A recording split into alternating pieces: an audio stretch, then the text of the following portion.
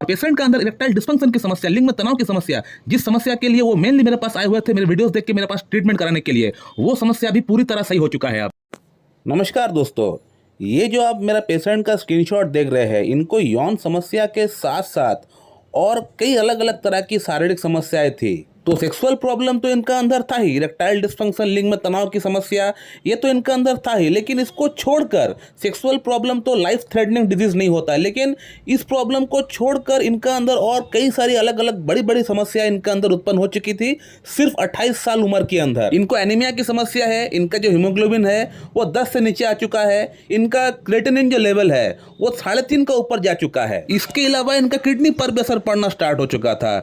GFR का report हुआ है इनका ग्लोमेरुलर फिल्ट्रेशन रेट देखने के लिए जो 80 तक होना चाहिए, वो 80 से घटकर 75 तक आ चुका है, यानी किडनी पर भी असर पड़ना स्टार्ट हो चुका है इनका। और इसके साथ साथ इनको हाई ब्लड प्रेशर और हाई ब्लड शुगर भी था। अब इस पेशेंट का ये कहना था कि डॉक्टर साहब आप सिर्फ हमारा यौन समस्या को ठीक कर दीजिए, हमारा सेक्स प्रॉब्लम को ठीक कर दीजिए, बाकी अलग अलग जो हमको प्रॉब्लम्स है उस प्रॉब्लम के लिए मेरा इलाज चल रहा है एलोपैथी में, उसका वहां पे चलने दीजिए, आप सिर्फ हमारा यौन समस्या के ऊपर फोकस करके उसको ठीक कर दीजिए।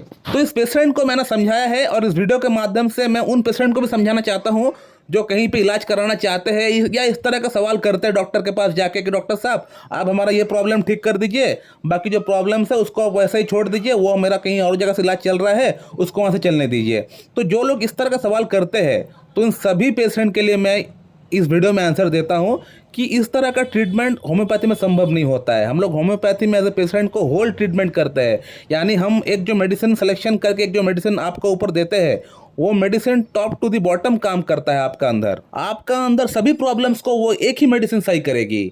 ऐसा नहीं कि आपको 3-4 प्रॉब्लम है तो एक मेडिसिन हम दिए आपको तो वो मेडिसिन आपको उस पर्टिकुलर फलाना प्रॉब्लम के लिए ही आपको इस्तेमाल करना है और वही प्रॉब्लम वो सॉल्व करेगी, बाकी प्रॉब्लम का एज इट इज़ वो छोड़ देगी। ऐसा हमारा मेडिसिन काम नहीं करता है। हमारा मेडिसिन आपका पूरा इम्यून सिस्टम को सही करने का प्रयास करता है ताकि आपका जो रोग प्रतिरोध जो शक्ति है वो बढ़ जाए और आपका शरीर खुद, आपका बॉडी की जो वाइटल फोर्स है वो खुद आपका अंदर जो डिजीज़ है उसके अगेंस्ट में लड़ सके।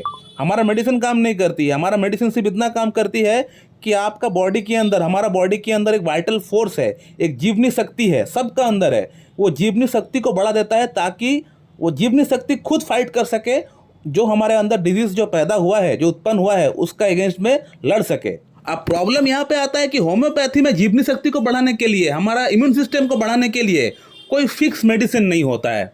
मेडिसिन तो है लेकिन बहुत सारी मेडिसिन है, वो सभी मेडिसिन कुछ ना कुछ लक्षण के आधार पर काम करती है। अब आपको कौन सा मेडिसिन का दरकार है, कौन सा मेडिसिन का लक्षण आपका लक्षण से मैच कर रहा है, इसको जानने के लिए आपको किसी अच्छी डॉक्टर के पास जाके उनसे कंसल्ट करना पड़ेगा और वही डॉक्टर सिलेक्शन कर पाएगा कि आपका अंदर कौन सा मेडिसिन का दरकार है। अब इस पेशेंट की अगर बात करें तो इस पेशेंट का अंदर प्रॉब्लम्स तो बहुत सारी है, यानी पैथोलॉजिकल सिम्टम्स तो बहुत सारी है, लेकिन इनका मेंटल सिम्टम्स या शारीरिक कोई सिम्टम फिक्स नहीं है। सिम्टम्स अनेक लेकिन कोई फिक्स सिम्टम नहीं है जो कि मैं कोई पर्टिकुलर मेडिसिन को मैं प्रिस्क्राइब कर सकूं। ऐसा एक डॉक्टर के लाइफ में बहुत बार होता है कि एक पेशेंट ऐसा आया हुआ है जिसका अंदर पैथोलॉजिकल सिम्टम्स तो बहुत सारी है, यानी प्रॉब्लम्स तो बहुत सारी है, लेकिन कोई फिक्स मेडिसिन का सिलेक्शन नहीं हो पा रहा है क्योंकि उसका जो सिम्टम्स है, उसका जो लक्षण है, चाहे मेंटल सिम्टम्स हो, चाहे फिजिकल जनरल्स हो या कोई और कुछ सिम्टम्स PQRS कह लीजिए या कोई कॉन्कॉन्डेंट्स कह लीजिए, कोई भी फिक्स नहीं है, कुछ भी फिक्स सिम्टम्स नहीं आ रहा है जिसका ऊपर हम लोग बेस करके एक मेडिसिन को हम लोग सिलेक्शन कर सके। तो जब इस तरह का पेशेंट आपके पास आया हुआ है कि पेशेंट के पास लक्षण तो अनेक लेकिन कोई प्रॉपर सिम्टम्स नहीं है, कोई प्रॉपर गाइडिंग सिम्टम नहीं है कि आप कोई एक अच्छी पॉलीक्रस्ट प्रेस्क्राइब कर सके, तो उस कंडीशन में आप क्या करेंगे? तो कुछ ना कुछ तो मेडिसिन हमें प्रेस्क्राइब करना पड़ेगा इस पेशेंट को, क्योंकि बहुत ही आशा के साथ ये पेशेंट मेरे पास आए हुए हैं। अब कोई भी मेडिसिन का लक्षण इस पेशेंट का लक्षण से मैच नहीं हो रहा है। इस पेशेंट का अंदर अनेक सिम्टम्स है लेकिन कोई भी प्रॉपर सिम्टम्स नहीं है कि मैं मेडिसिन प्रेस्क्राइब कर सकूं। तो एक चेयर को खड़ा करने के लिए उसका 4 पैर होना बहुत ही जरूरी है, 4 पैर मजबूत होना बहुत ही जरूरी है। तो सिमिलरली यहाँ भी हम लोग जो मेडिसिन प्रेस्क्राइब करते हैं उसका भी कुछ बेस होता है, वो बेस अगर स्ट्रांग नहीं होगा तो वो मेडिसिन दे के कोई लाभ नहीं होता है। लेकिन ऐसा पेशेंट आपको लाइफ में आएंगे, जो जूनियर डॉक्टर्स हमारा वीडियोस देख रहे हैं उनको समझ में आएगा कि ऐसा पेशेंट आपको लाइफ में बहुत आएंगे। तो आप कैसे इस तरह के पेशेंट को टैकल करेंगे? तो इसको पता करने के लिए पहला बात, आपका मेटेरिया मेडिका बहुत स्ट्रांग होना चाहिए। बिना मेटेरिया मेडिका को स्ट्रांग किए बगैर आप इस तरह का केसेस को सॉल्व नहीं कर पाएंगे, क्योंकि इस तरह के केसेस के अंदर आपको पेशेंट का तो केस टेकिंग करना ही है, लेकिन पेशेंट का केस टेकिंग के साथ साथ आपको मेडिसिन का भी केस टेकिंग करना पड़ेगा। अब वो कैसे? जैसे कि आपको लग रहा है कि पेशेंट शायद लाइकोपोडियम का होगा, तो लाइकोपोडियम का जो सवाल होता है वो आप पेशेंट से करना स्टार्ट कर दिए। फिर आपको लग रहा है एट द पॉइंट कि ये पेशेंट लाइकोपोडियम नहीं है, लाइकोपोडियम को आप छोड़ दिए, फिर सल्फर को आप लेके आए, सल्फर का सवाल करना स्टार्ट कर दिए, फिर लग रहा है सल्फर नहीं है, फिर आप जो है फॉस्फोरस को लेके आए, फॉस्फोरस को छोड़ दिया। तो इस तरह से आपको एक एक मेडिसिन को उठा के आपको रखना पड़ेगा और उसके अकॉर्डिंग आपको पेशेंट को सवाल करना स्टार्ट करना पड़ेगा। तो इस पेशेंट के अंदर मैंने इस पेशेंट को कार्सिनोसिन प्रिस्क्राइब किया हुआ है। कार्सिनोसिन जो है एक बहुत बड़ी पॉलीक्रस्ट रेमेडी है, ये कैंसर सेल से बनी हुई एक मेडिसिन है and carcinosin is the well selected remedy for such type of cases, जहां पेशेंट का अंदर पैथोलॉजिकल सिम्टम्स तो बहुत सारी है, लेकिन फिजिकल सिम्टम्स, मेंटल सिम्टम्स कुछ भी नहीं है, या है तो वो कंप्लीट नहीं है, कोई एक पर्टिकुलर रेमेडी को इंडिकेट नहीं कर रहा है।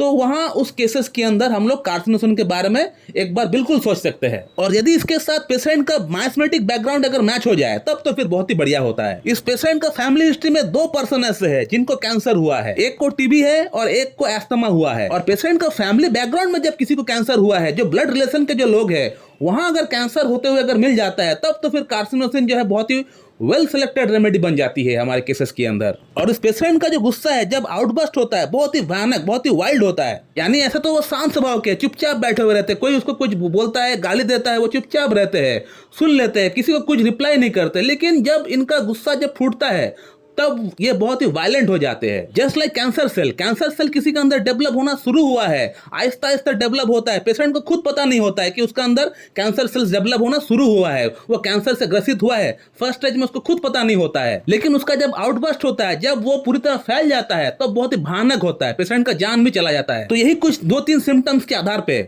मैंने इस पेशेंट को कार्सिनोसिन प्रिस्क्राइब किया है। कार्सिनोसिन 200 मैंने इनको पहले दिए थे, पहले 2 महीने के लिए, उसके बाद कार्सिनोसिन 1M, उसके बाद कार्सिनोसिन 10M, उसके बाद 50M, उसके बाद CM। और आज इस पेशेंट का हमारे पास ट्रीटमेंट को चलते हुए लगभग 1 साल हो रहा है। और इस 1 साल के अंदर इस पेशेंट का प्रॉब्लम 100% सभी प्रॉब्लम सॉल्व हुआ है।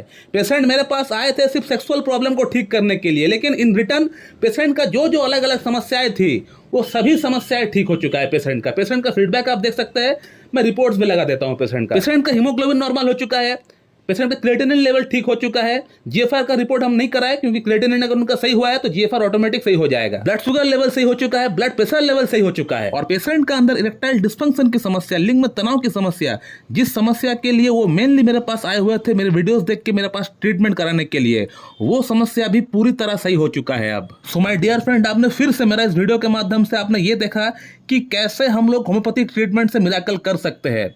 लेकिन इसके लिए आपको किसी एक अच्छी क्लासिकल एमडी होम्योपैथ के पास जाके उनके सामने बैठ के थॉरोली केस टेकिंग देख के आपको ट्रीटमेंट स्टार्ट करना पड़ेगा, तभी जाके आपका प्रॉब्लम सॉल्व हो पाएगा। दोस्तों, मैं उम्मीद करता हूं कि आप लोगों को ये वीडियो अच्छी लगी होगी। अगर अच्छी लगी है तो एक लाइक जरूर कर दीजिएगा और मेरे चैनल को सब्सक्राइब कर दीजिएगा। So thank you very much and